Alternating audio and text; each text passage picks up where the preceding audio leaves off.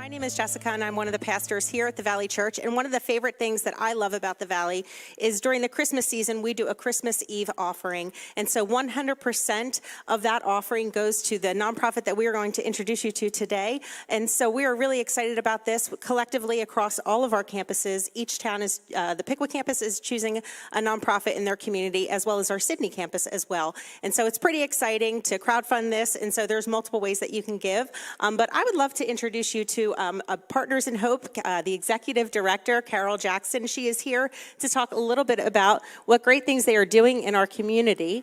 When we found out we needed to find a partner to partner with, I was really excited because I had visited Carol and Partners in Hope back in May, and they give me a tour of everything that they do, and it's pretty extensive. So why don't you tell a little bit about the vision of Partners in Hope? Sure. Well, thank you so much for inviting me to join you today.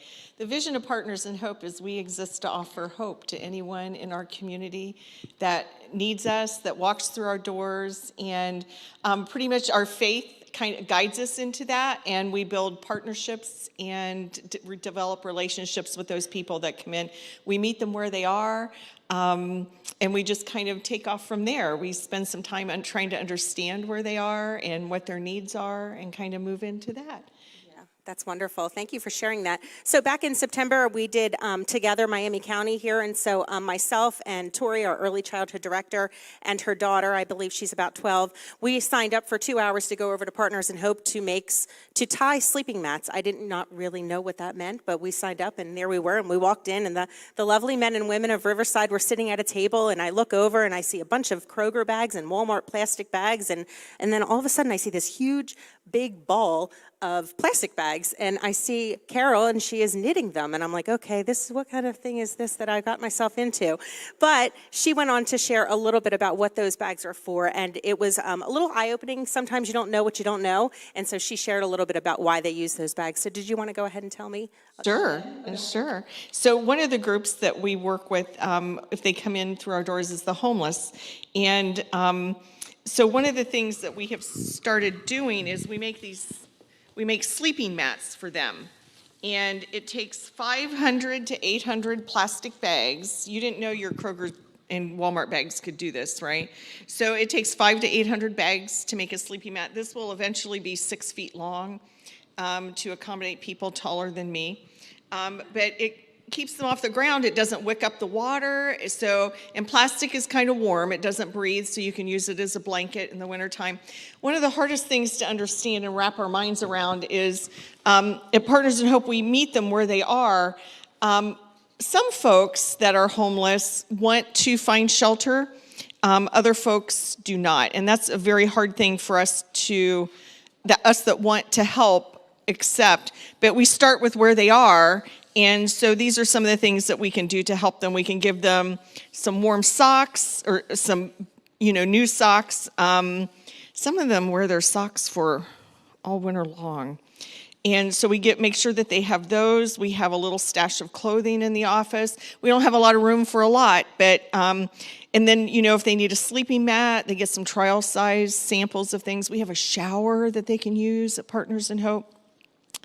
And so it's just a very small part of what we do at Partners in Hope, but it's a very important part. Yes, and first service you shared a little bit about the homeless, what you estimate is in our community right now. Would you share a little bit about that with us? To Chief McKinney, he was estimating like maybe 20 or so, but the folks that we see that come into Partners in Hope that, we would probably estimate 40, maybe 50 people in our community. Yep. And we have a wonderful community. There's places that you can get a free breakfast 5 days a week, a free lunch 5 days a week, and dinner 5 days a week. So food is provided 5 days a week. So, and then some places will provide, some emergency supplies for the weekend, that kind of thing. And I have to tell you, Miami County, we have to be very proud of our community about how we work together. And I have a story about a young man. He's younger than me, so he's 40, and how we work together with other organizations. So he came from the shelter, and the shelter always sends folks to us. if you get a job, you need steel-toed boots, we can help you with that, your birth certificate, your ID. You don't go past the first door in a job without all your documentation, right? And so we can help people do that. We don't want that to be a barrier to getting a job. So just some of the other things, the shelter, their first stop is at Partners in Hope. And so that's how this man came to us. He was 40 years old. His background was, his plan in high school was to go to the military. He was in a severe car accident that kind of stopped that plan from happening. So he kind of drifted for 18 years, was in and out of jail, 4 kids, 2 ex-spouses, that kind of background. So he comes to Partners in Hope from our shelter here in Miami County. And so we're trying to help him get his first day on the job kind of things. Well, whatever, God led him to our education program, and he stuck it out all 10 weeks. And at the end of that 10 weeks, he had saved enough to buy a car, and his first trip was to go see his kids, which I think is just so phenomenal on his part.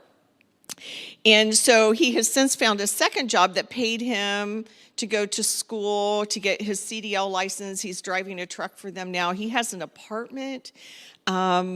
He has a solid income, and, he still comes back to Partners in Hope every time he hits one of his little milestones, and he comes and shares with us. So he'll be in our development program, which is the long-term walk, where we walk with them and help them maintain the things that they have already accomplished. Why don't you tell them a little bit about what you told me about the needs that you have within your place to begin with? The needs that we have, so besides volunteers, we run, there's just 5 of us that work at Partners in Hope, and 2 of those are part-time, and we have over 200 volunteers a year help us with our different programming. So right now, Christmas shop is our big one. We have a big Christmas shop for families where they can actually come and shop for 3 gifts for their children, and they also receive a Christmas ham, a bag of toiletries, all those kind of things. So we always need help with the Christmas shop. And coming up soon, next year, if you're a numbers kind of person, we have a tax clinic. We're a IRS VITA site, and so we offer free tax preparation to those that are under a certain income level. And it has to be the easy stuff. We don't do farmers. We don't do the hard stuff. So, but if you're a numbers person and you like to do that, we start working on you have to go through an IRS test. So we start working on that in January. But our office runs on volunteers. So if you like to meet people and help them, that's a wonderful place to start. So those are some of the big areas for volunteers. Summer Lunch Club. A summer lunch program here in Troy, we use a lot of volunteers for that.